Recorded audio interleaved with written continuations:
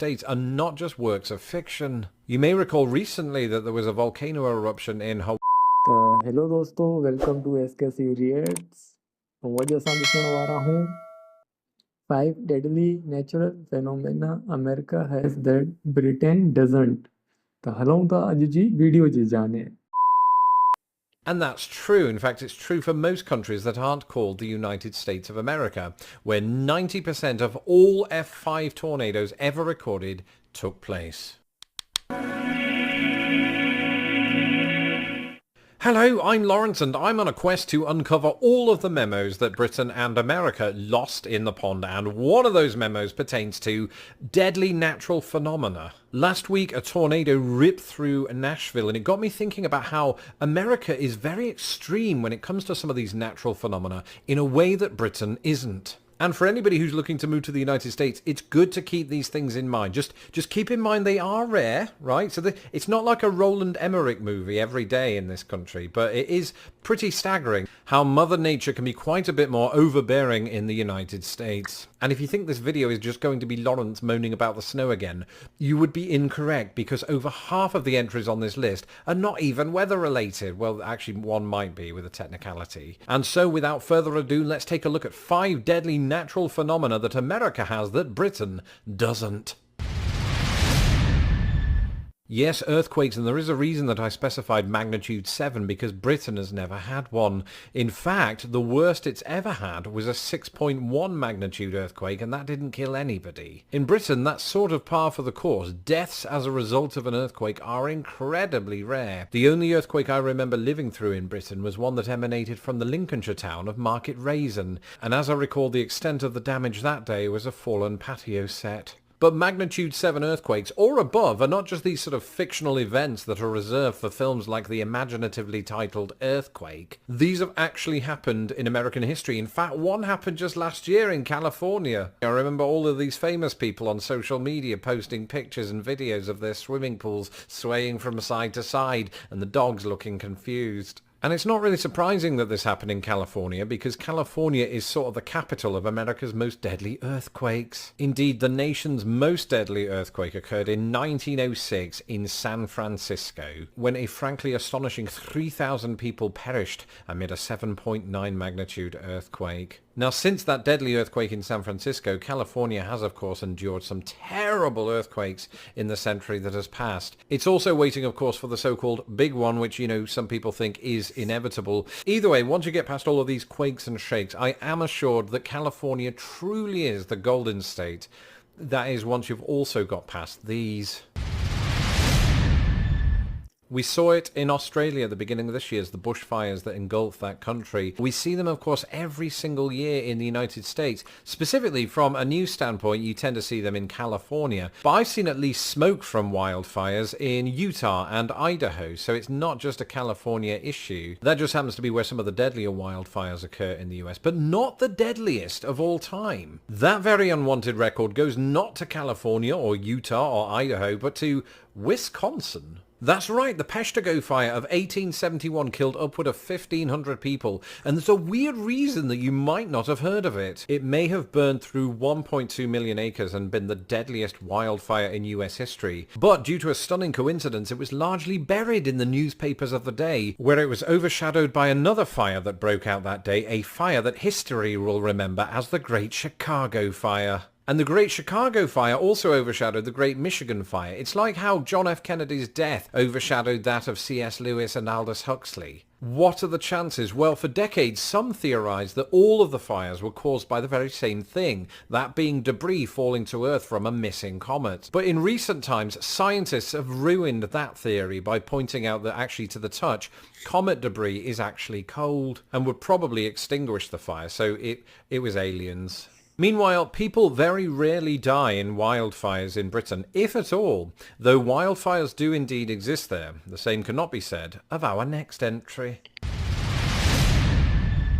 Now we're getting into the kind of phenomena that I've not seen with my own eyes, unless you include 1997's volcano, or 1997's Dante's Peak. What are the chances that two very similar disaster movies would come out in the same year? Let's ask 1998's Armageddon and 1998's Deep Impact. But the truth of the matter is volcano eruptions in the United States are not just works of fiction. You may recall recently that there was a volcano eruption in Hawaii, and don't get me started on Mount St. Helens.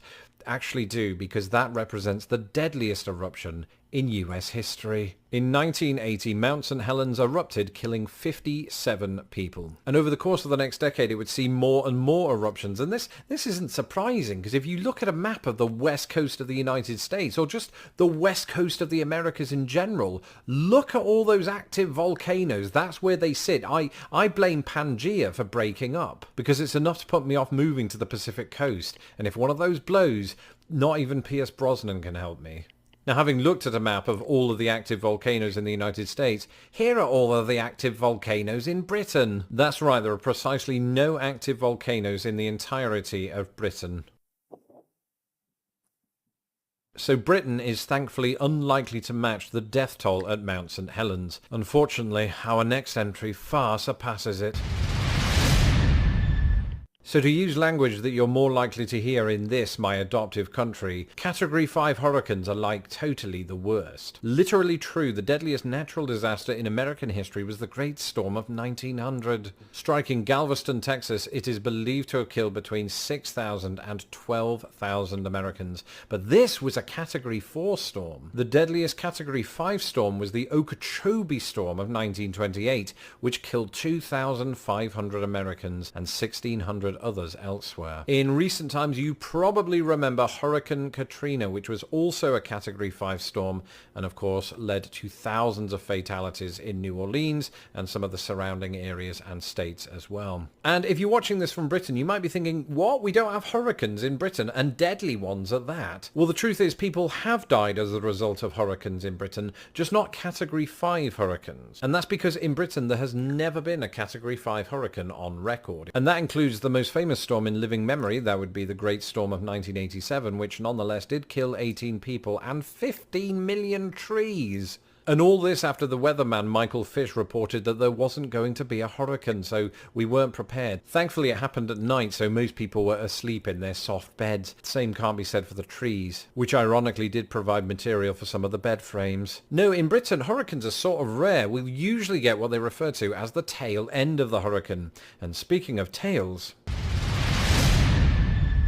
Thankfully, unless you include 1996's Twister, I've never seen a tornado with my own eyes, but if I did, I'd absolutely myself. At this point in my life, perhaps it's just luck that I haven't seen one, because to say that we don't have them in Britain would be a complete lie. Tornadoes are actually quite numerous in the British Isles, but there's a big difference between the tornadoes that we get in Britain and the tornadoes that we get in the United States of America. Firstly, the UK has not recorded a tornado-related fatality since 1931, and before the 20th century you'd have to go back to 1558 and then 1091.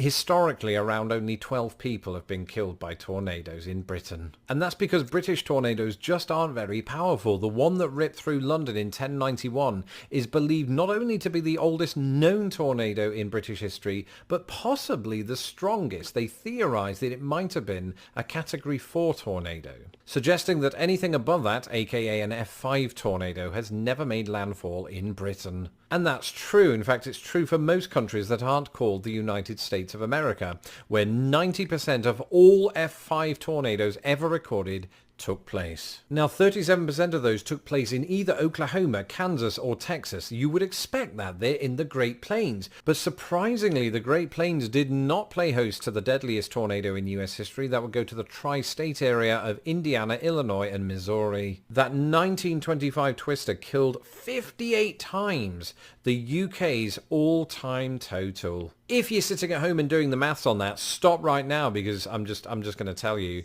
the death toll was 698. It's by far the biggest, but as we are reminded by that tornado that ripped through Nashville last week, itself an incident that beats the UK's all-time record, we are reminded once again of the destructive power of American tornadoes, and my thoughts go to the people recovering from that incident. In the meantime, for anybody that's looking to move to the United States, I hope this video hasn't put you off. For the most part, you won't see any of this, unless you live in California. I'm joking, you'll be fine. I just wanted to make you aware of these things and to remind my American viewers that Mother Nature just seems to have it in for you. As for me, doing this video has reminded me that I can live with the odd blizzard and that I do miss British weather. That's it for this episode. Thank you for tuning in. Let me know in the comments below, and I'll be very interested to hear this, if you've experienced firsthand any of these phenomena. In the meantime, don't forget to follow me on Twitter where I talk about this kind of thing.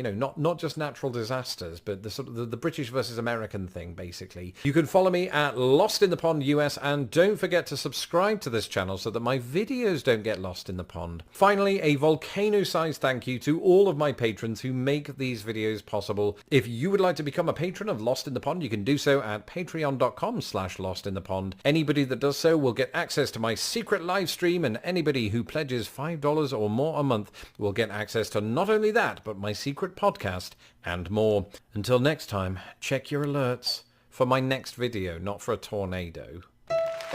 Thank you for watching this episode of Lost in the Pond. Don't forget to hit my stupid little face to subscribe, and please share this video with the world.